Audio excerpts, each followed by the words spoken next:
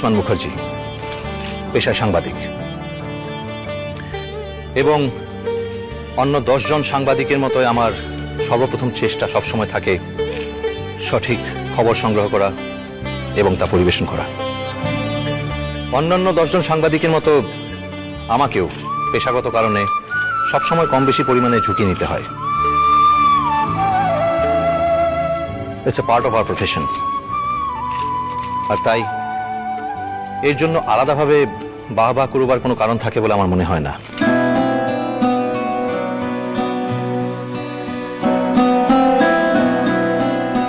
সেই জন্য এই ধরনের অনুষ্ঠানে আগে আসার কোনো তাগিদ আমি অনুভব করিনি,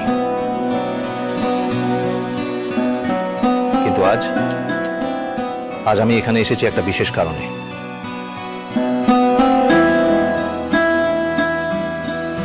আমার মনে হয়েছে একটা সত্যিকে সকলের সামনে প্রতিষ্ঠা করার এরকম মহার্ঘ সুযোগ হাতছাড়া করা উচিত হবে না।